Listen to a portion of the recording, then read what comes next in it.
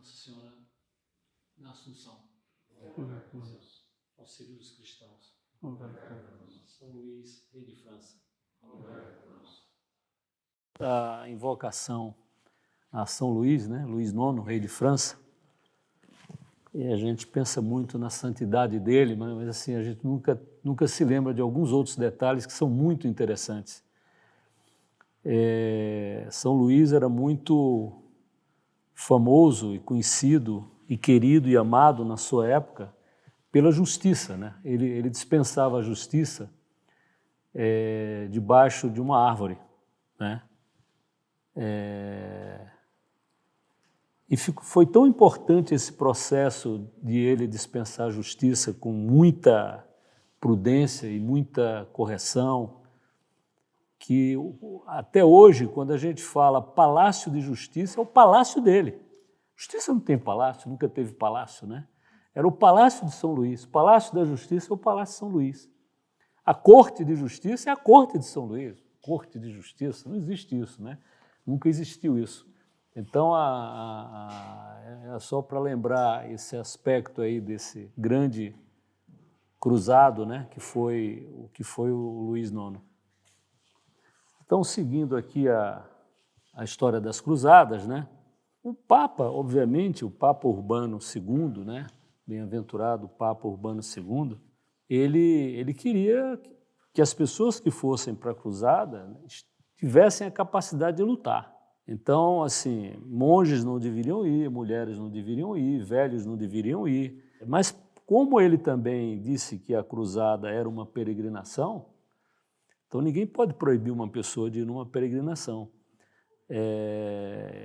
Então foram pessoas aleijados, né, cegos, doentes, né, velhos, que todo mundo foi, né? Mulheres foram, que não lutavam.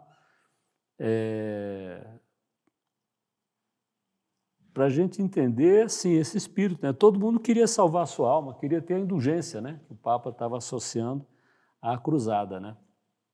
No período inicial da cruzada, não havia apenas a tomada da cruz, né? As pessoas botavam uma cruz no peito, mas no início, nos primeiros anos das cruzadas, além da cruz, da tomada da cruz, eles também recebiam a bolsa e o bordão do peregrino, o bastão do peregrino, né? E, em geral, em cerimônias diferentes. A introdução da cruz, né, nunca uma peregrinação, as pessoas iam com uma cruz colada na roupa.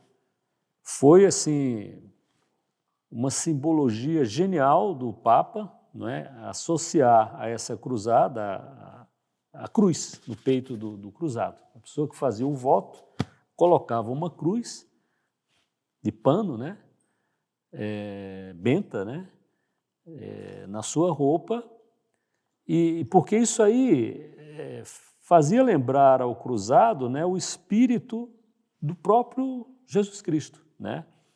Ele que disse, né, a seus discípulos: se alguém quiser vir comigo, renuncie a si mesmo, tome a sua cruz e siga-me.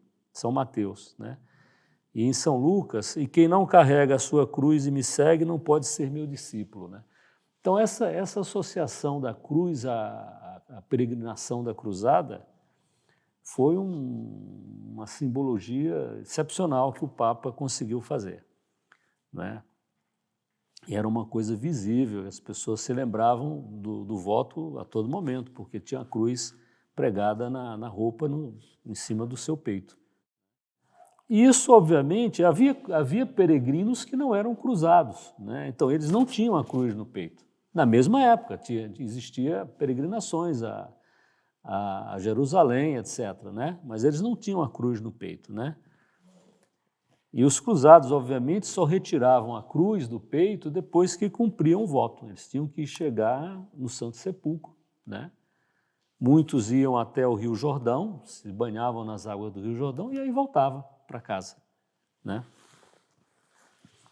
Isso que essa imagem que está aí é uma das coisas mais tocantes da história das cruzadas e da história de todos os tempos, né? primeira vez que eu li isso daí, eu fiquei muito tocado com a história desse casal que aparece. Isso aí é a pedra de um túmulo, é uma pedra tumular, que hoje é chamada, já há algum tempo, mas é de o retorno do cruzado. Se você der uma olhada aí, tem todas as características do cruzado que está retornando da Terra Santa, sem nenhuma riqueza, pelo contrário, ele está em farrapos, né? E esse aí, e a mulher dele, que o recebeu aí do lado, que é uma história também tão extraordinária quanto a dele.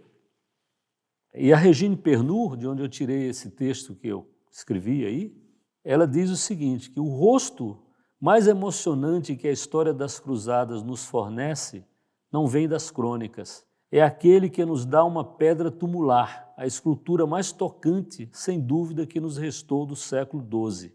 Essa pedra tumular está em Nancy, né, na igreja dos franciscanos, lá de Nancy, Cordelier.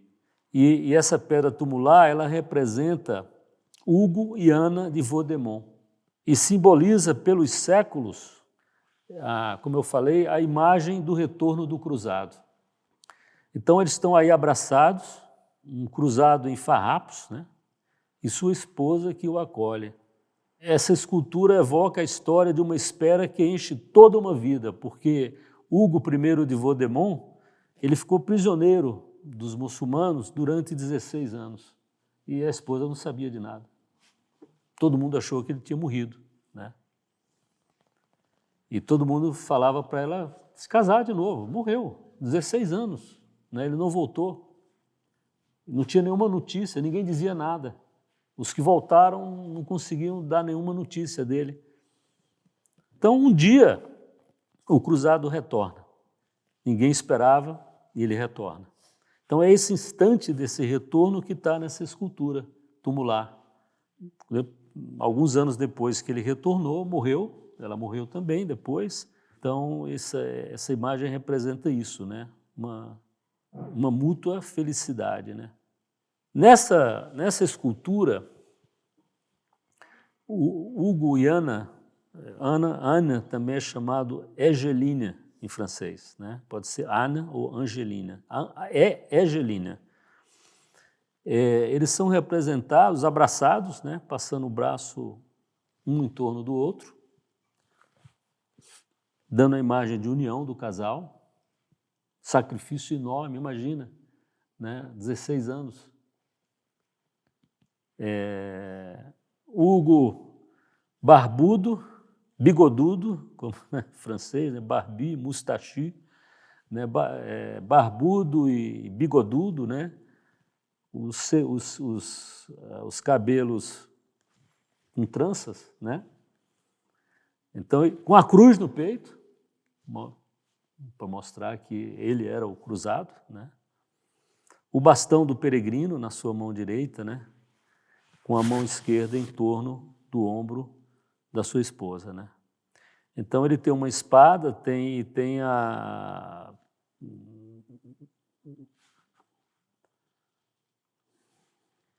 bolsa, né? A bolsa chama aumônière, né? E a Ana, a mulher dele, tem uma longa trança ali do lado esquerdo, dá para ver na escultura, né? E ela abraça Hugo com as duas mãos. É uma escultura espetacular, né? Uma coisa assim, século XII, isso é 1100 e pouco,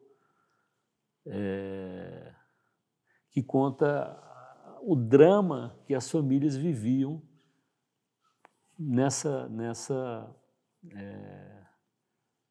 história das cruzadas, né? Urbano II pregou a cruzada como um ato de amor meritório, né? Que os leigos estavam qualificados a realizar. Eu falei isso na última aula, né? Quer dizer, a cruzada foi elevada a um grau de espiritualidade que nunca tinha havido antes na história, né? O Papa fez isso.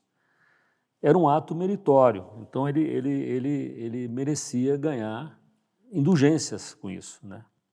Era uma via crucis, na verdade, a cruzada, né? Essa simbologia toda que o Papa foi montando, né, após o concílio de Clermont, tiveram um impacto muito grande.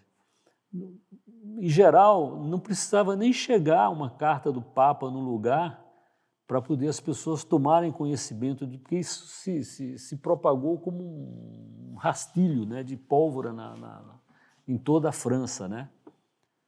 Então, os leigos, né, passaram a ter agora uma possibilidade equivalente ao monasticismo. Eles não precisavam ser mais monge, necessariamente, ter mais segurança de conseguir a vida eterna, né? Ele podia fazer isso sendo um cruzado. Então, assim, ser leigo passou a ser uma vocação também, nesse caso das cruzadas. Isso é uma coisa extraordinária, né? Então, eu falando aí da disseminação da ideia de cruzada, da convocação para a cruzada, né? Eu vou falar um pouco aqui de duas famílias importantes e como essa família se integrou às cruzadas, né? Então, esse rastilho de pólvora que eu falei, né? Obviamente não havia pólvora na época, mas eu estou na França, em regiões mais pobres, em regiões mais ricas, né? Limousin, Flandres, Lorraine, Provence, Île-de-France, Normandia e Borgonha, né? É uma coisa extraordinária. E então eu vou falar aqui da Casa Condal de Borgonha e da família Castellan dos Montlhéry, da Île-de-France, né? Que é a região do rei da França, né? É uma coisa extraordinária. Essa família Montlhéry, ela permanece na Terra Santa e domina vastas áreas da Terra Santa, administra e luta, né, em várias áreas da Terra Santa durante muitas décadas, até inclusive após a retomada de Jerusalém pelos muçulmanos, né? Então, a Borgonha é uma região extremamente rica da França, sempre foi, né? Existia o Condado da Borgonha e o Ducado da Borgonha, né? Então, aqui nós estamos falando do Condado da Borgonha, o Conde Guilherme Tête Hardy, né? É um nome engraçado, né? Guillaume Tête Hardy, quer dizer, Hardy é ousado, né? Cabeça ousada, o cara. Então, Guilherme Tête Hardy da Borgonha. Ele teve 5 filhos, esse conde. E 3 filhos foram para a cruzada e morreram, né? Morreram nas cruzadas. Teve um 4º filho que não foi para a cruzada, mas foi papa. Foi o papa que pregou uma cruzada, é o Calixto II, né? Ele pregou a cruzada de 1120. E teve um neto e uma bisneta que também foram para a cruzada, né? Ao longo do século XI, as mulheres foram mais e mais para as cruzadas, né, com os maridos, né? Então é uma coisa extraordinária. Eu até fiz aqui levantei assim um pouco mais sobre esses filhos. E o outro que não foi para a cruzada era um santo, Santo Otaviano. Foi monge em Pávia, né, na Lombardia, lá na Itália, e foi bispo de Savona. Então é um santo, o cara é um santo, né? É uma coisa impressionante. Então, por exemplo, Renaud II, filho dele, morreu em 1097, na cruzada. 1097, muito provavelmente ele morreu no cerco de Antioquia. Foi o momento de inflexão da cruzada, né? A cruzada poderia ter dado certo, poderia ter falhado ali no cerco da cidade de Antioquia. Antioquia é o lugar onde os discípulos de Nosso Senhor foram chamados de cristão pela primeira vez, né? E é também um lugar onde São Pedro foi bispo, primeiro bispo, né? Teve outro filho aqui que morreu, esse Etienne I, Estevão I, ele morreu em 1102 em Ascalon. Ascalon é uma cidade perto lá ali da faixa de Gaza, hoje, mas que os cruzados, os cristãos, demoraram mais aí uns 50 anos para tomar. Eles não tomaram na primeira cruzada, né? Então, assim, outro foi para a Espanha, morreu na Espanha, né? Essa era a vida. O outro que não foi para a cruzada era bispo em Besançon. É impressionante essa família de Guilherme Tête Hardy, né? Então, agora eu vou falar da outra família que eu disse que ia mencionar, que é a família Montlhéry. Essa é a família mais conspícua das cruzadas, eu diria. Tá? É a família que passou mais tempo envolvida, lutando, e lá na Terra Santa. Né? Troca de nada. Claro que lá eles se tornaram, tinha que ter administração, tinha que organizar a vida na Terra Santa. Então, essa família ficou lá durante décadas na Terra Santa. Né? Então, 3 membros dessa casa, Montlhéry, né, foram envolvidas junto com um extraordinário conjunto de famílias relacionadas com eles, né, nas cruzadas. Então, tinha essa família Chaumont-en-Vexin, forneceu 4 cruzados. Saint-Valery, essa família Saint-Valery, 3 cruzados. A família Bruat, Bourg de Retel e L'Épuisé, 2 cruzados. A família Courtenay e Pontchartrain, 1 cruzado cada uma. Né? 2 gerações desse clã foram muito ativas na primeira cruzada. Produziu 23 cruzados. Porque às vezes a mulher da família casava com alguém de outra família e contaminava, vamos dizer assim, entusiasmava essa outra família para entrar aí para a cruzada. Né? Então, eles tiveram um efeito aí multiplicador extraordinário. Tá?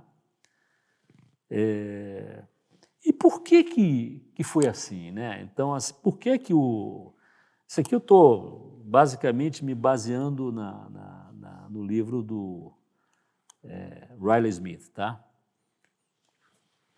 Sempre coloco uma coisinha de outros autores e tudo, mas eu pego um para poder seguir uma linha mais coerente das coisas.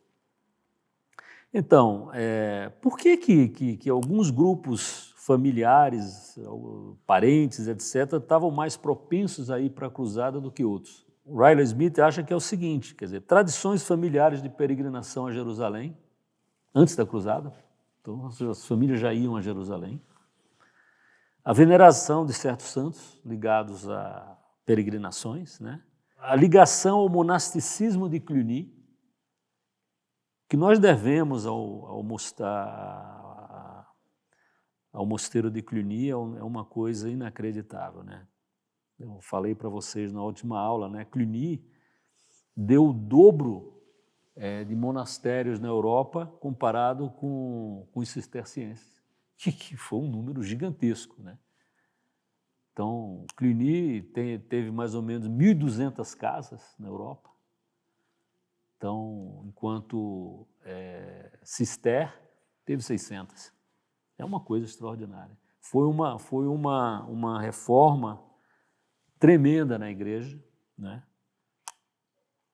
Que feita pelo Papa, como eu falei, né? Quer dizer, foi a única vez na história, né, que o papado, a Cúria Romana, capitaneou largamente uma reforma do bem.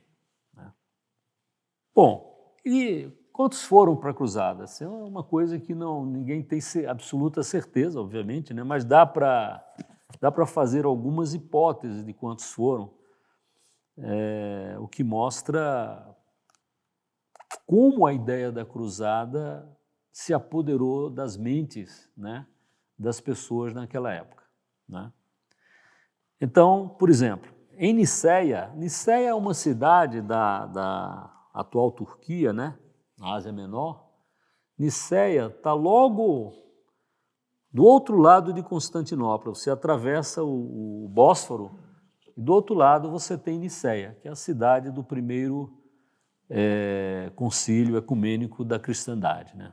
convocado pelo imperador Constantino. Constantino pagou, inclusive, o transporte dos bispos para irem para lá, para resolver as questões da cristandade. Constantino, coitado, ele achava que se reunisse os bispos, todo mundo depois ia obedecer, não ia ter mais heresia nenhuma, né? Acho que ele estava pensando como Rousseau, né? O homem é bom, vai aceitar tudo. É uma tragédia o homem, né? Então, Nicéia foi a primeira cidade. Eu vou falar, quando eu contar a parte, vamos dizer assim, das batalhas e dos movimentos militares da cruzada, eu vou falar isso com mais detalhe, mas Nicéia foi a primeira cidade que pertencia aos muçulmanos, nas portas de Constantinopla, né, que os cruzados tomaram. Curiosamente, né, quando a guarnição de Nicéia se rendeu, eles se renderam não aos cruzados, que é quem tomaram elas, fizeram com que eles se rendessem, mas se rendeu ao imperador grego de Constantinopla. É uma coisa, dá para pensar muita coisa isso aí, tá? Bom, então, em Nicéia, nesse cerco de Nicéia, Nicéia era a capital de um reino turco, né? Muito importante, só que vamos dizer assim, o rei turco, entre aspas, dessa região, cuja capital era Nicéia, não estava lá nessa época, estava a 800 quilômetros de distância em outras guerras, né? E ele estava tão tranquilo, né? Pô, não vai acontecer nada e tal. Deixou a mulher dele, a família dele lá, o tesouro dele lá na cidade, né? Não vai acontecer nada, né? E ele já tinha massacrado a primeira leva de cruzados que tinha chegado lá na Ásia Menor, levados pelo Pedro o Eremita, né? Que o imperador de Constantinopla, assim que eles chegaram em Constantinopla, ele já jogou para o outro lado, porque esses caras podem causar problema para mim aqui em Constantinopla, então já fizeram a travessia desse contingente e eles, por uma série de imprudências, eles foram massacrados pelos turcos, né? Então, o comandante turco, né, o governador turco, sei lá o que, dessa região, ele estava tranquilo, 800 quilômetros de distância, numa outra guerra, não, isso aí é bobagem, esses caras não valem nada, né? Mas aí chegaram os outros cruzados, né, os 4, 5 grandes exércitos de cruzados, que foram transportados para o lado de Nicéia. E tem muitos detalhes aí que eu vou falar depois, mas por enquanto eu só quero falar desses números, né? Então, diante de Nicéia havia 5.000 cavaleiros em junho de 1097.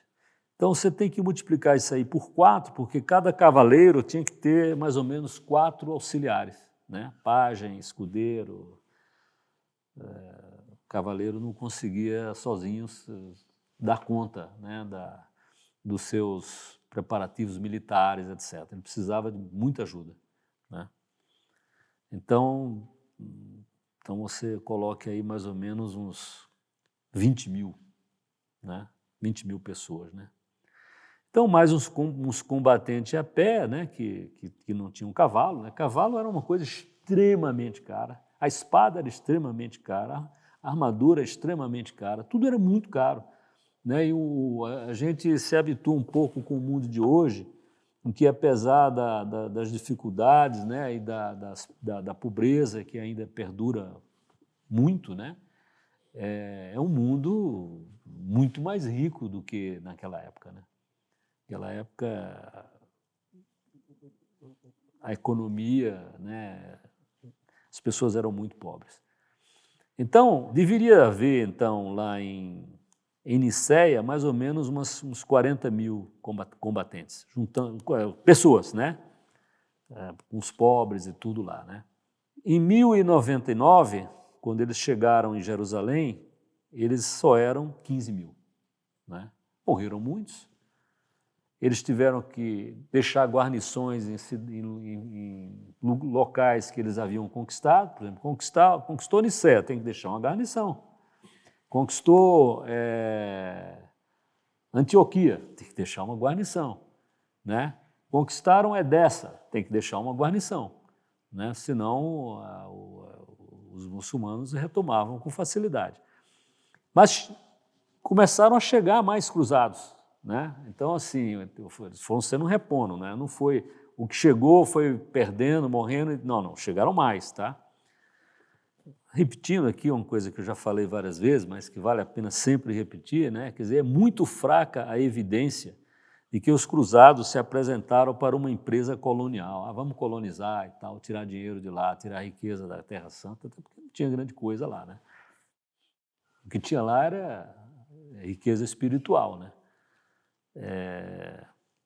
Óbvio que Bohemundo ficou um cara ambicioso e tudo, né? O Balduíno, que foi o primeiro rei de Jerusalém, né? Tinha lá também suas ambições, acaba tendo, e conquistou, tem que administrar, né? Mas a grande prova de que não havia esse espírito é o clã que eu falei, da casa Monlehi, né? Com seu notável ajuntamento de cruzados, parece ter sido atraído pelos benefícios espirituais. Se você fizesse as contas, você não iria para a cruzada. Se você pensasse materialmente, você vai gastar, possibilidade de você morrer, ter um problema em casa na sua ausência, você não iria, né? Se você fizesse uma conta, não vale a pena, né? Tanto que antes ninguém foi, né?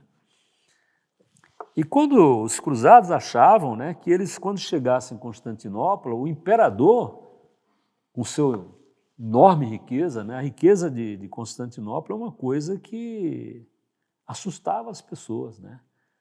Era uma cidade que ninguém nunca tinha visto uma coisa daquela. Os cruzados chegavam lá, ficavam pasmos, né? Então, assim, só que o imperador ficou com medo dos cruzados, né? Pois, caras pode ser um perigo para mim, né? O raciocínio dele está certo. Vem cá, eu pedi uma ajuda, achei que vinham uns 500 cavaleiros, né? Pô, chega 4.000 cavaleiros, pô, é uma coisa diferente, né? Então o imperador não foi com eles. E eles decidiram ir sozinhos, né? Foram para Nicéia, depois foram descendo sozinhos. O imperador forneceu apenas os guias, para dizer, o caminho por aqui, é por acolá, né? Guias mesmo assim que em outras levas da cruzada, da primeira cruzada, podem ter há suspeitas muito fortes de que eles levaram cruzados para armadilhas muçulmanas. Eu vou por aqui porque aqui os muçulmanos matam esses caras e acaba o meu problema, né? Bom, mais uma vez aqui falando, né, dessa questão da pilhagem, né, e do excesso de filhos, né? Realmente a Europa estava tendo um aumento populacional inédito, né?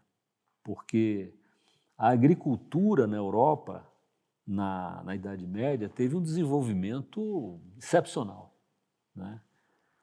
A maneira de cultivar a terra, que foi inventada na Idade Média, aumentou a produtividade agrícola de uma maneira extraordinária, né? A maneira de arar, né?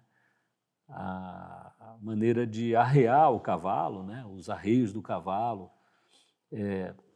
para a aragem da terra. Então, assim, realmente tinha muita comida na Europa, né? Então, isso facilitou muito o nascimento e a sobrevivência dos filhos, né? Além disso, né, no cristianismo, o cristianismo foi o primeiro povo, obviamente com os judeus, né? Mas os cristãos foram o primeiro povo que não matava as crianças que nasciam com defeito, ou as mulheres, né? Em geral, 3 mulheres que nasciam, ou 4, você matava 3, 2, né? E matava de maneira, deixava no lixo, né? no monturo, né? Os cristãos é que acabaram com isso. Eles não matavam ninguém e ainda, quando os romanos, por exemplo, né, deixavam a criança para morrer, deixava lá, vinham os animais, os cachorros, o lobo, essas coisas, iam lá e iam comendo, né, as crianças lá. E os cristãos, quando eles podiam, eles iam lá e pegavam essas crianças. E davam nomes para essas crianças, batizavam, né? E davam nomes assim, monturos, né? Tipo assim, o cara do lixeiro, né? O lixeiro, né? Então, os coitados, quando eles cresciam, o nome deles era esse mesmo, né? Porque eles foram retirados do lixo, né? Do lugar onde você jogava as coisas que você não queria, né? Proyectos, o cara que foi jogado, projetado, né? Então, assim, o cristão foi, em larga escala, né? Mudou esse hábito no mundo. Então havia realmente, nasceu, vou criar, né? Esparta, né? Esparta, de cada 3 mulheres nascidas, matava 2, né? E se nascesse com algum defeito ou parecia que matava o menino também, né? E mesmo assim, né, Esparta, que ganhou a guerra do Peloponeso contra Atenas, né, quase 30 anos de guerra, derrotaram Atenas. Pouco tempo depois foram derrotados por Tebas, pelos tebanos, né, Epaminondas. Por quê? Porque não só a classe dirigente, que era pequena em Esparta, né, muito escravo, né, mas os cidadãos mesmo ali era uma classe pequena, a elite era pequena, não tinha filho, né? O grande problema, por que a Grécia acabou, por que Roma, Império Romano e tudo, falta de filho, né? Estou fazendo essa digressão porque é importante isso, assim. Se você pega Júlio César, foi substituído por Augusto, que não era filho dele, né?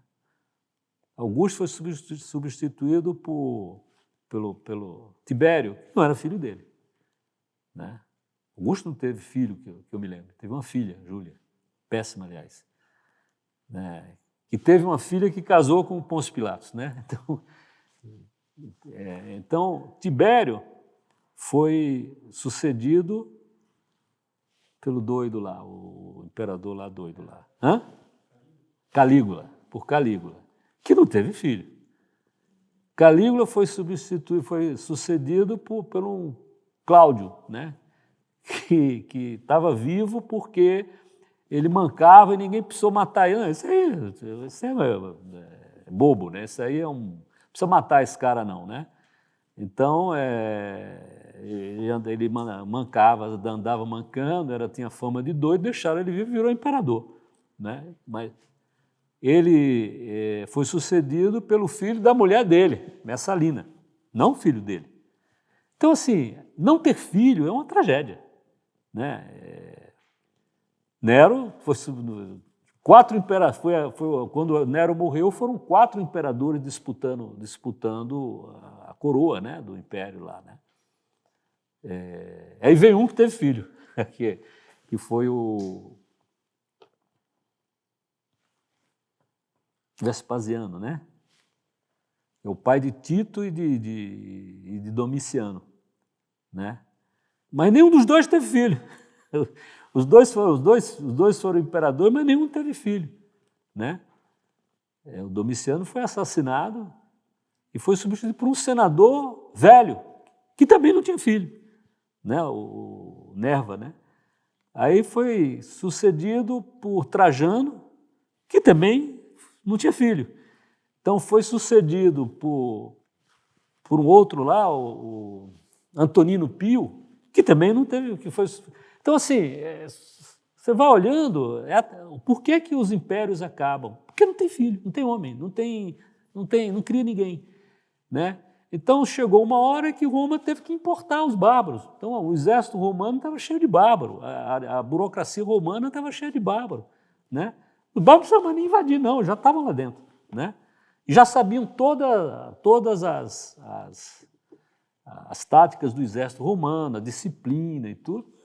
Derrota os romanos fácil, né? Eu já sei como é que eles são, né?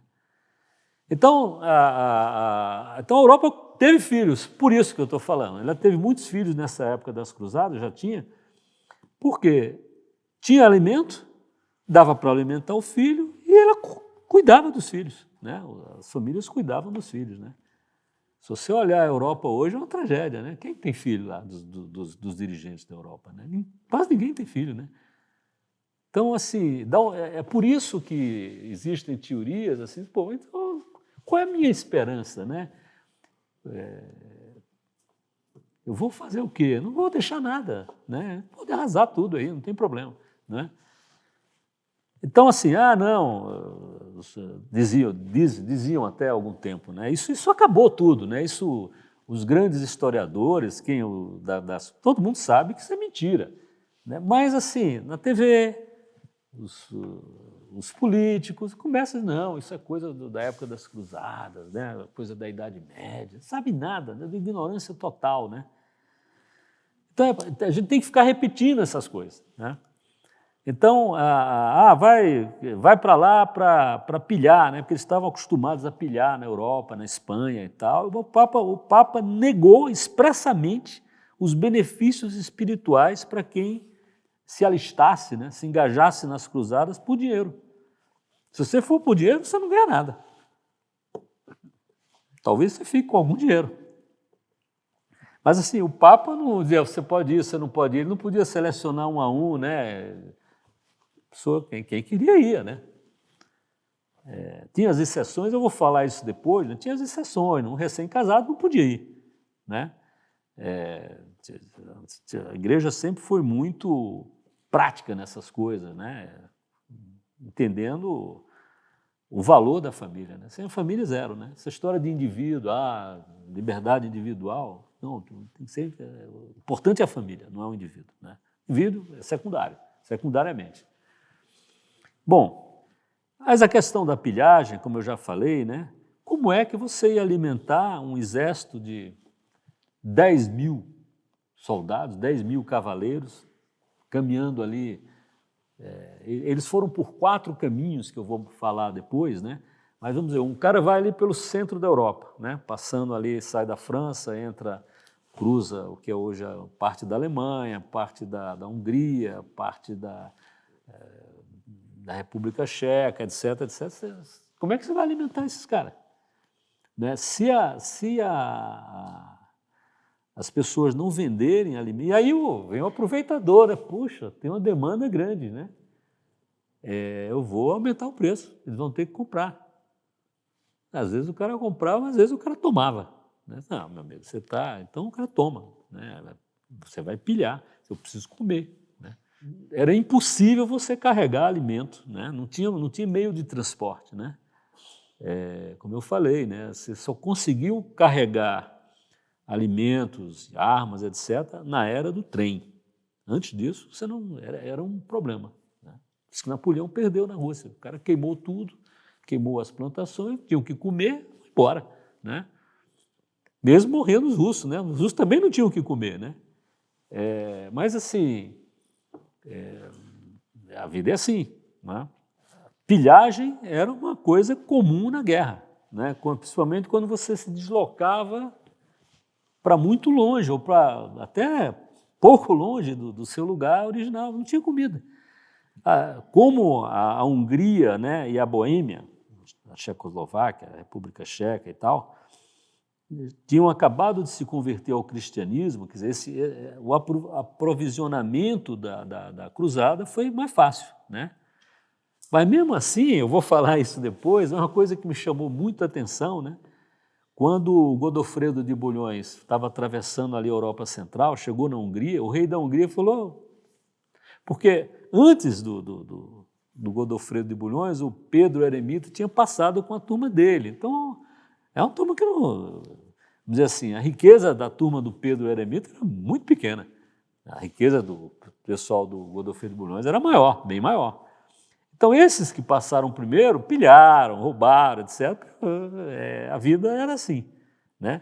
Então, o rei da Hungria falou, um momento, para você passar aqui, você vai ter que deixar seu irmão aqui de refém. O irmão do Godofredo de Bulhões, futuro rei de Jerusalém, ficou preso como refém, para garantir que não haveria pilhagem nem roubo, etc., enquanto eles terminou de atravessar e entregaram. Não era só o irmão, não, o irmão, a mulher dele, os filhos do irmão, todo mundo, a família ficou lá, entendeu? Era assim a vida. E o cara ficou chateado, o cara era muito orgulhoso, né, esse Balduíno, que se tornou o primeiro rei de Jerusalém, né? Vou ficar preso aqui, pô, que história é essa? Não, mas seu irmão mais novo, né? Os 3 irmãos foram, né? O Godofredo, que era o segundo irmão, o Balduíno, que era o terceiro, estou me lembrando do nome do mais velho, mas o mais velho foi também. O mais importante era o Godofredo, tá? Por uma série de razões, né? O herdeiro quem pegou as terras da família foi o mais velho, óbvio, né? Mas os 3 estavam indo para a cruzada, né? O irmão mais novo, com a mulher, família, filho, todo mundo ficou de refém enquanto os cruzados atravessavam a Hungria, né? Então, assim, e quando eles chegaram, né, então, na Ásia Menor, que já não era terra mais cristã, né, tinha muito cristão, mas era uma terra governada já por muçulmanos. Então, quando eles estavam no interior da Turquia, eles não tinham nenhuma maneira de se alimentar, porque o inimigo não ia dar comida para eles tinham que tomar, né? Só quando eles chegaram em Antioquia e mais ou menos cercaram Antioquia, porque Antioquia era tão grande que eles não conseguiam cercar, não tinha cruzados suficiente para cercar Antioquia. Mas Antioquia ficava perto do mar. E aí vem a importância das repúblicas italianas, né? Veneza, Gênova, Pisa, né? Amalfi, e os navios chegavam lá e entregavam comida para os cruzados, entendeu? Só que do mar até onde eles estavam em Antioquia era um problema. Às vezes o muçulmano pegava esse carregamento de comida e tal. Fácil não era, tá? Então, a outra coisa que é ridícula também, né? Não, mas o aumento da população, você tinha que mandar o filho mais novo, né? Os filhos mais novos para tirar o ônus aqui da casa, está muito caro, né? O filho mais novo come mais do que o filho mais velho, né? Então, em geral, criança e adolescente come bastante, né? Então, vamos mandar esses caras para a Terra Santa e vai ficar mais barato aqui, né? E ainda mais, assim, ele está crescendo e eu vou viver de quê, né? Eu não tenho terra, né? A terra vai para o mais velho, né? Então, mas isso é ridículo, porque descobriu-se, né? E foi o Thomas Madden, que hoje é o maior historiador das cruzadas, vivo, né? O Jonathan Riley Smith morreu em 2016. O Thomas Madden diz, não, mas foram os filhos mais velhos que foram para a cruzada, não foram os mais novos, entendeu? Você faz ali, ele fez a lista de todos, ele pegou todo mundo, toda a documentação de quem foi, eram os mais velhos. Como no caso do Godofredo de Bulhões, o irmão mais novo foi, mas foi com ele, né? Não foi porque era o mais novo sozinho e tal, né? Doido para colonizar terras e tal, né? É muito diferente isso, né? Então, eu já falei, né? A cruzada não era um serviço militar obrigatório, ninguém estava obrigado aí. Era um serviço absolutamente voluntário, você ia se quisesse, né? Claro que tinha atrativos enormes para você ir, né? Que era os benefícios espirituais, né? O Papa dava uma indulgência, né? Para quem fosse, protegia a família enquanto eles estivessem ausentes, etc. Mas assim, ninguém era obrigado a ir, né? E na Europa medieval, né, a obrigação de servir o Senhor, o servo servir o Senhor, era 40 dias, né? Pô, 40 dias, 3 anos, né? Para tomar Jerusalém, né? Era 40 dias e era perto do lugar onde ele vivia, não era? Vem cá, você vai servir 40 dias, fim do mundo? Não vou não. Você não era obrigado a ir, né? Você era obrigado a servir o seu Senhor na sua terra, né? Ali em torno da sua terra. Imagina ir para uma cruzada, 3.500, 4.000 quilômetros de caminhada até chegar lá, guerras, pessoas hostis, né? O pessoal da cruzada, da avançada lá de Pedro Eremita, né? Que foram aprisionados e tal, viraram alvo, tirou alvo de flecha, né? Era cruel o negócio, né?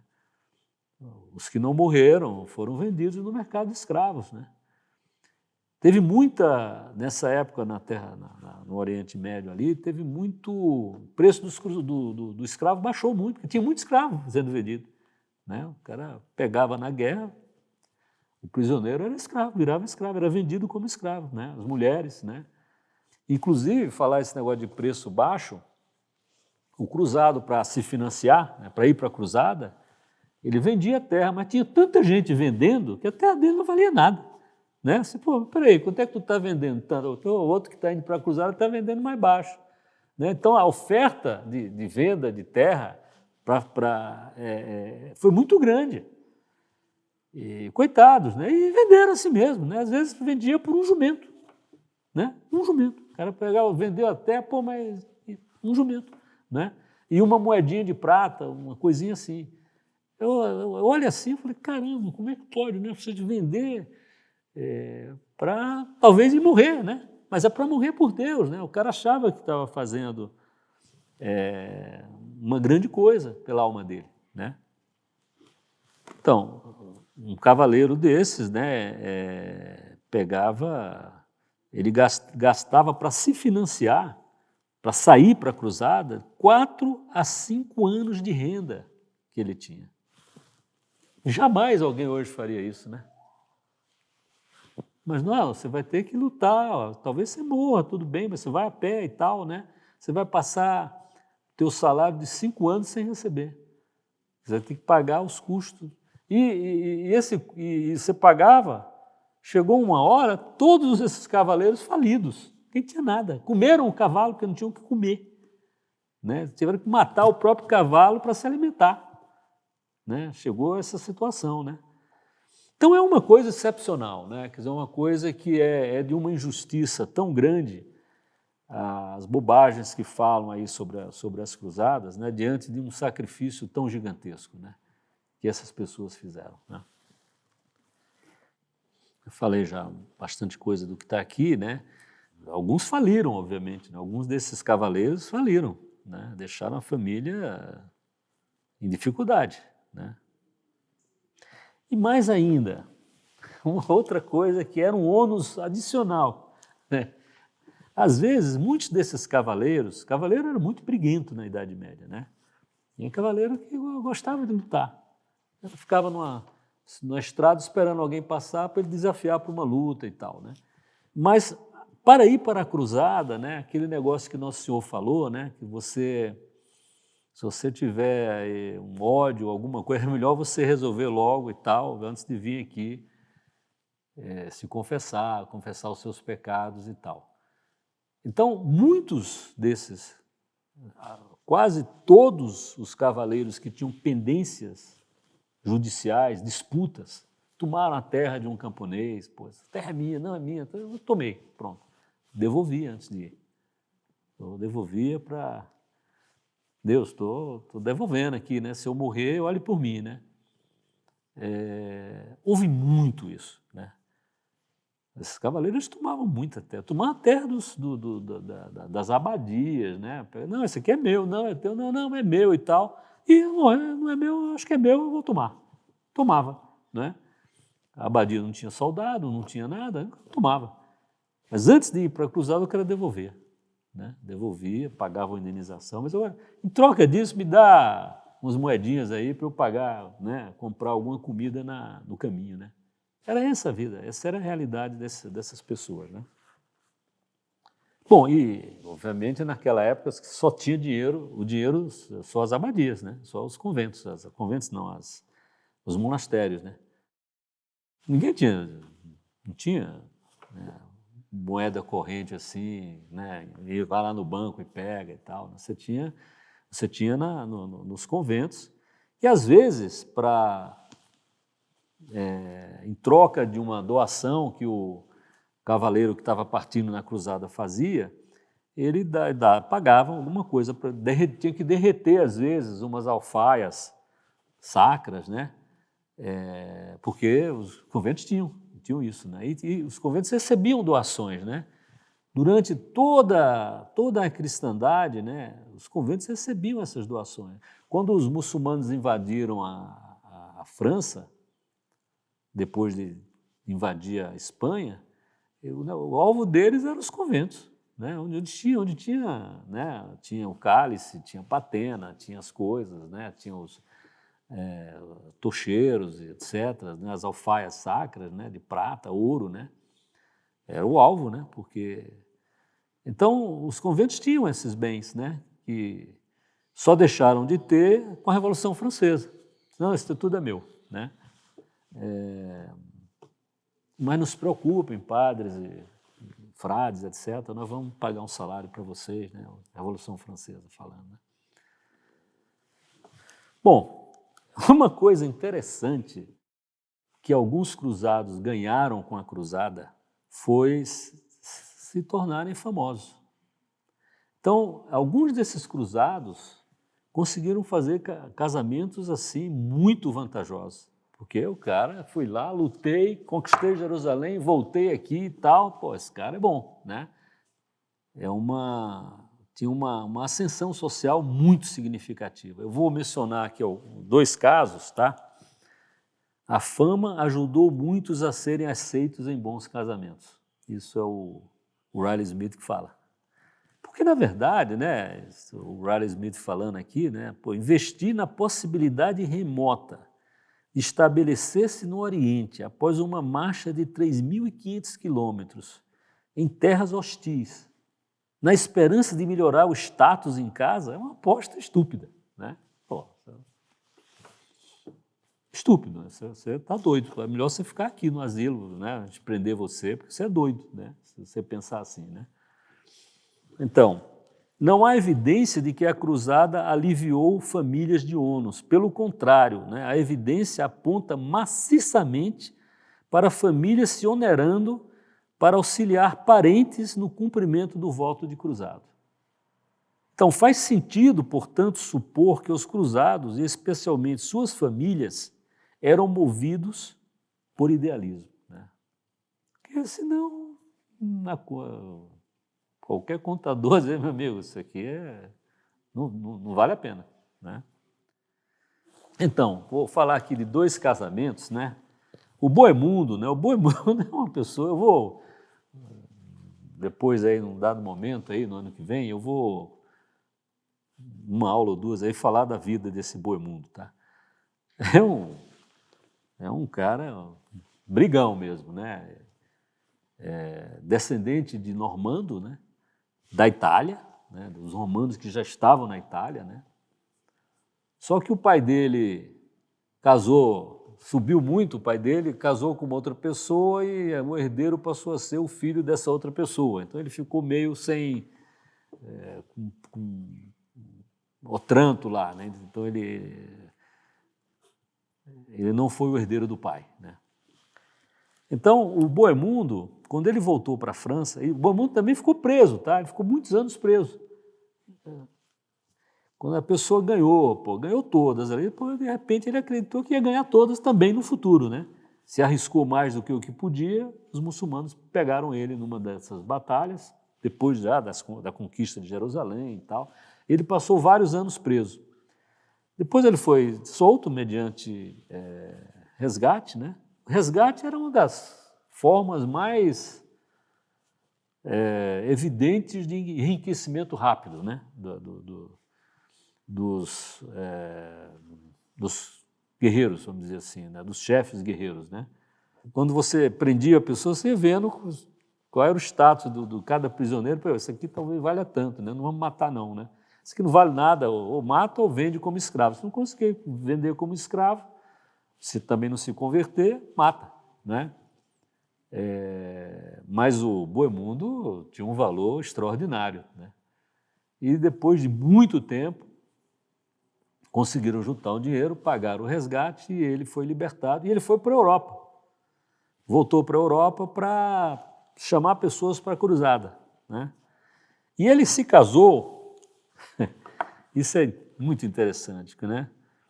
Com uma irmã do rei Luís VI da França, o cara que se tornou depois o rei Luís VI da França. Constance de France, né? Ela já era condessa de Troyes, da cidade de Troyes. Troyes é onde hoje tem o melhor antiquário de coisas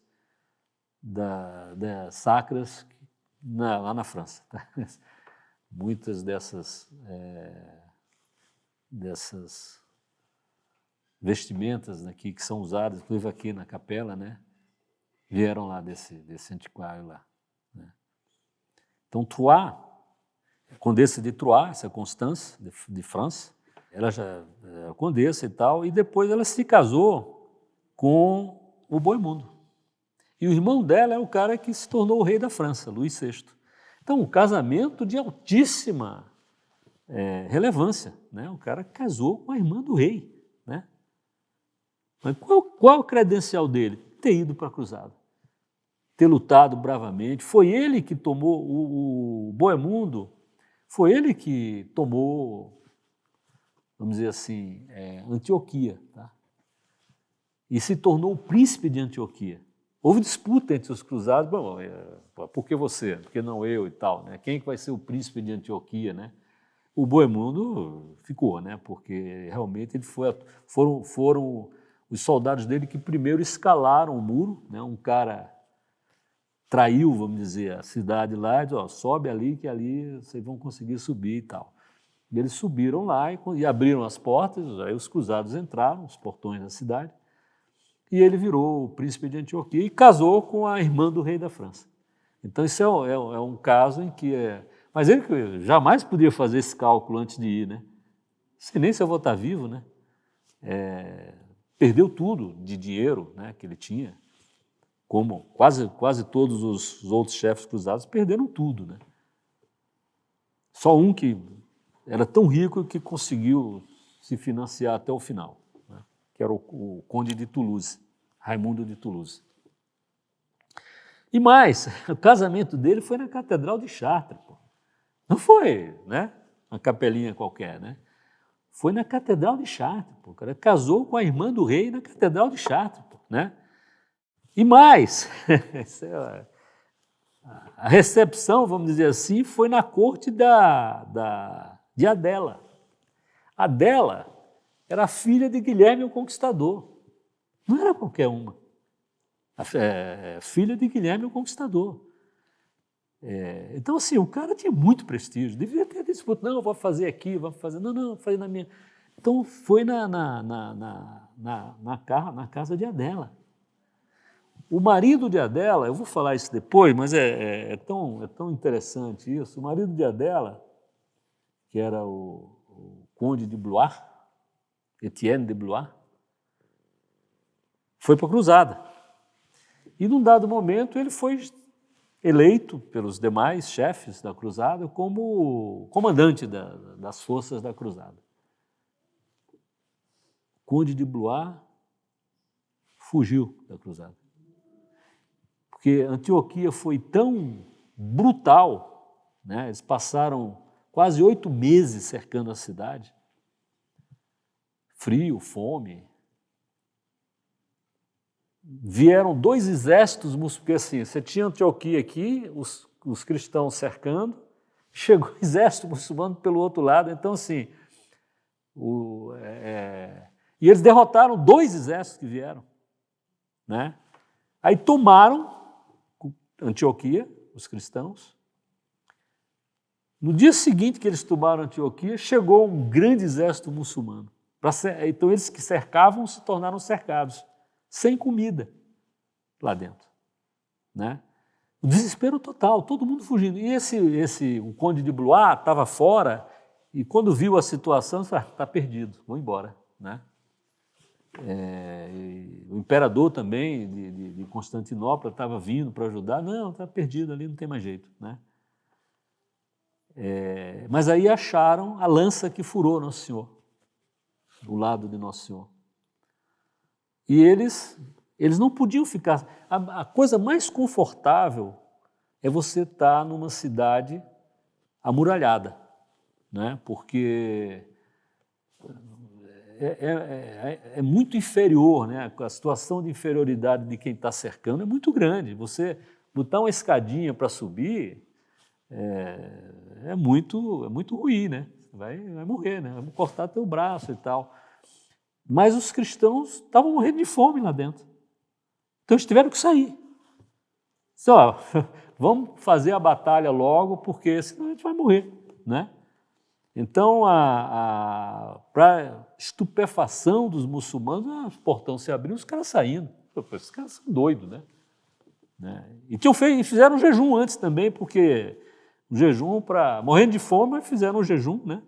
Para propiciação ali pela batalha e tal, né? E derrotaram os muçulmanos. Exército, todo mundo bem alimentado, né? Dos muçulmanos e tal, né? Então, só para dar um exemplo, né, assim, de outro caso em que as pessoas não ficaram na muralha, foi quando os persas atacaram a Grécia, né? O exército de Dario. Os soldados atenienses resolveram sair de Atenas e enfrentá-los lá na praia de Maratona. Pô, isso é uma desvantagem gigantesca, né? Pô, espera eles aqui, ó, tem comida, o porto, a gente consegue abastecer a cidade de comida pelo porto de Atenas, né, o Pireus lá e tal. Não, saíram para enfrentar os persas na praia de Maratona. Por quê? Porque a economia ateniense era baseada na oliveira. A oliveira ficava fora dos muros da cidade, né? Se os persas tocassem fogo nas oliveiras, eles iam falir todos, né? Porque daqui que é oliveira, né? Plantar, aqui que ela vai dar fruto de novo, morremos todos, né? Então, você só sai das muralhas em casos assim, ou porque você está morrendo de fome, precisa apressar a batalha, ou porque você tem um bem muito maior do lado de fora da muralha, você tem que proteger. Então, por causa das oliveiras lá de fora de Atenas, né? O outro cruzado que se casou bem era um cara que lutava junto com o Boemundo, né? Que se chamava Tancredo. Foi um grande soldado, tá? Inclusive, na ausência de Boemundo, lá em Antioquia, ele governou a Antioquia em nome do Boemundo, né? Então, ele casou com Cecília da França, que era uma filha do rei da França, Filipe I. O rei da França nessa época era o rei excomungado, tá?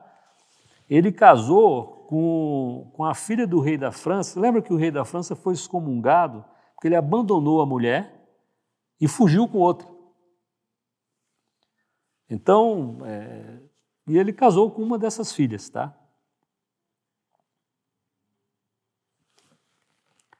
Então, assim, dava para casar bem se você fosse um cruzado exitoso, né? Como Boemundo e Tancredo, né? Tancredo é um grande soldado também. Aí essa ilustração é o casamento de Boemundo. Tem até uma miniatura, tá vendo? Da Idade Média, ilustrando o casamento dele, né? Com um bispo ali, em Chartres, pô. Casou em Chartres. Não era essa Chartres agora não, né? Ainda, era Chartres ainda românica, né? A Chartres gótica foi depois, né? Chartres pegou fogo várias vezes e tal, né? Por que é que os cruzados conseguiram sucesso algumas vezes?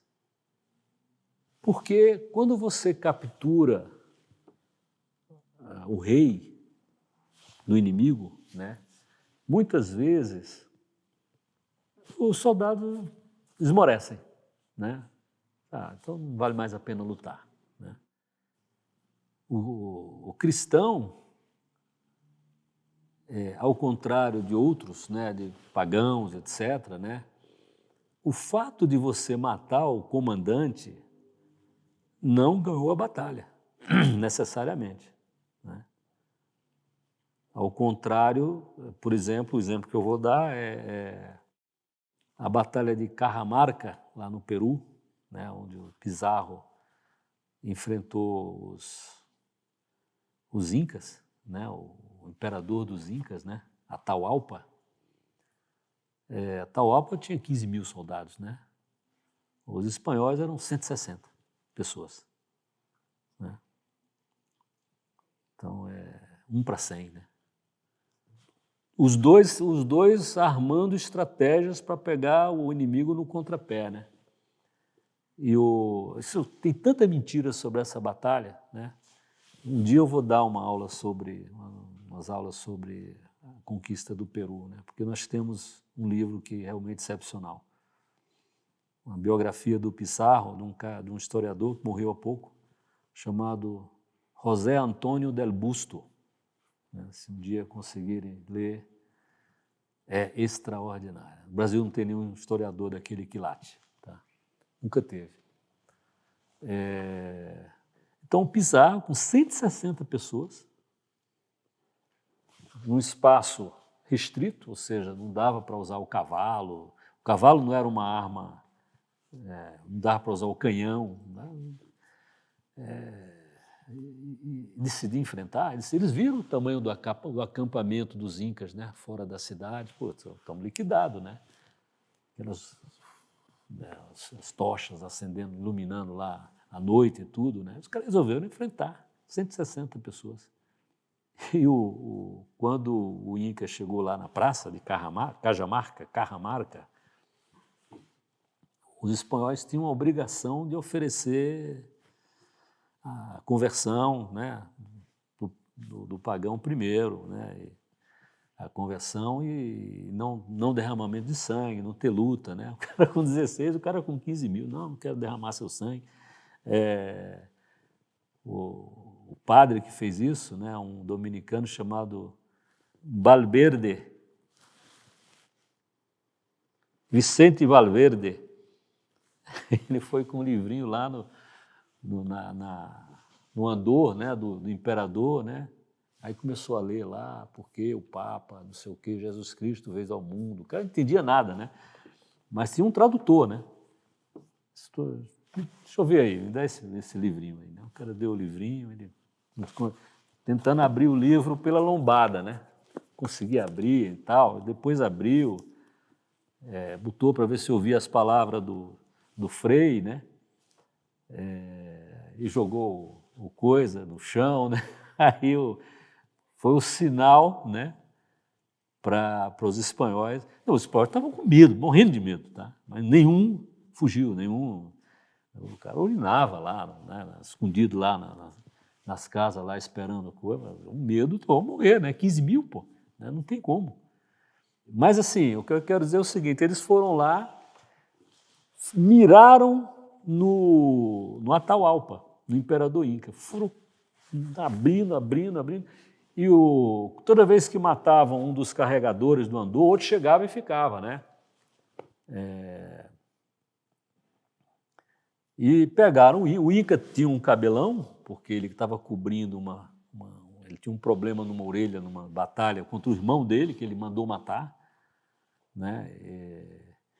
Então ele cobria, tinha um cabelão, os caras pegaram o cabelo dele, tiraram ele do andor, acabou a resistência dos Incas. A autoridade terrena e divina, né, deles era o imperador. Pegou o imperador, acabou tudo, né? Os caras se renderam e tal. Com os cristãos, o que importa é Deus, que ninguém vai conseguir pegar, né? Você pode pegar o general, etc., mas não. Então, assim, essas coisas que mostram a psicologia do soldado cristão, né, na cruzada, para enfrentar forças muitas vezes superiores, né? Muitas vezes superiores. Então, esse Frei Vicente de Valverde foi o primeiro bispo da América, né? Porque Cusco, que os espanhóis tomaram logo depois, foi o primeiro bispado e ele foi o primeiro bispo, né, da América. Fray Vicente de Valverde. E foi depois massacrado pelos índios. Ele estava voltando numa viagem, os índios pegaram ele e mataram, né? Porque ele quis converter os índios, né? E aí mataram ele. Mas é isso. Então, a gente parte desse ponto aqui, na primeira aula de dezembro, sobre essa psicologia do soldado cristão versus do soldado não cristão, né? Tá bom? Pai, do Filho e do Espírito Santo também. Ave Maria, cheia de graça, Senhor é convosco, bendita sois vós entre as mulheres, bendito é o fruto do vosso ventre, Jesus.